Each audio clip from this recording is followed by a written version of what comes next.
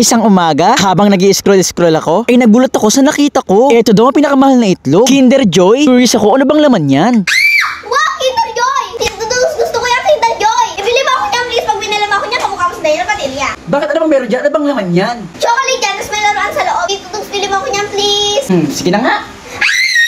Tinanong ko kung saan ba nakakabili ng Kinder Joy. Sabi sa akin ni Kapagal, sa 7-Eleven daw. Buti na lang, malapit na kami sa 7-Eleven. 2 minutes na drive lang, ay nasa 7-Eleven na kami. I'm proud to say, alam ko na ang push and pull sa pagbukas ng pinto ng 7-Eleven. Pagpasok nga namin sa loob, nakita agad namin na sobrang daming Kinder Joy. Merong blue at merong color pink. Ang gusto ni Kapagal, kaya kamuha ko na isang color pink. Thank you, sabi din mo ako ditong Kinder Joy. Kamukha mo talaga sa Daniel Padilla. Pagkabili nga, umuwi agad kami. Sa mga kadagal, ito na nga pala ang amin nabiling Kinder Joy! Ngayon, bubusan na namin ni Kapagal at titingnan namin kung ano mabang laman neto. Excited na akong buksan. Nakailaman yan.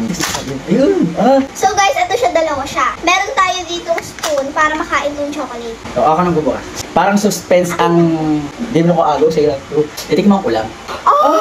So guys, ganito pala laman niya. Dalawang chocolate, tapos is gatas. So, tikman muna natin. So guys, dahil kanya nga lang daw to, titikman ko lang ay yung gatas.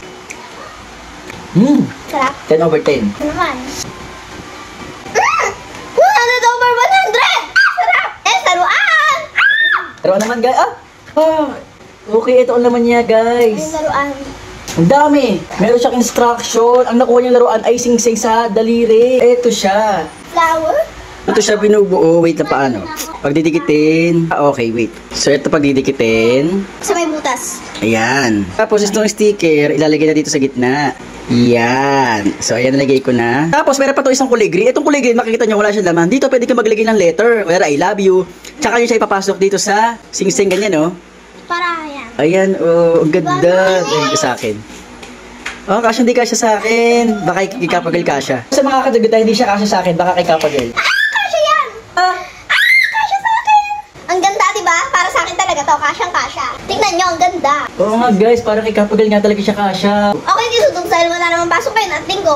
Pupunta na lang ako sa bahay ng classmate ko. Papakita ko sa kanya to. Bye! Okay, Kapagal, ingat. At nung nakalayo na nga si Kapagal, nagmamadali ako mabalik sa loob ng bahay. Pumili din kasi ako ng sarili kong Kinder Joy eh. Gusto ko din kasi mag-unbox kasi gusto kong matikman yung chocolate. Okay, sa mga kadigot, buksan na natin itong akin. Ano kailaman nito? Excited na ako. Okay, unahin natin itong chocolate. Pero kasi ako hindi natikman kanina, ayan. Ito, hindi ko natikman itong maliit na chocolate.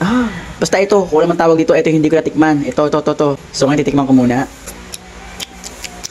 Sarap! Sarap pala! Sarap! Okay, next. Ito namang laruan. Ano kaya makukuha ko? Sana maganda, please. Okay, ano to? Ano to? Una may sticker. So, okay mga kadugyot, hindi laruan ng akin kung hindi sticker. Sticker siya ng dinosaur. Ito siya, oh. Ganyan lang siya, guys. Parang bracelet. Eh, syempre, bakit naman ako mag-bracelet ang ganito? So, yun yung kay Kapagal. Ito na nakuha niya, no, sing-sing. Okay, so mga kadugyot, ito ang nakuha ko. Ngayon, nagigets ko na kung bakit pala sobrang sikat na sikat ng Kinder Joy. Kasi nga, masarap yung chocolate, tapos may laruan pa. Grabe.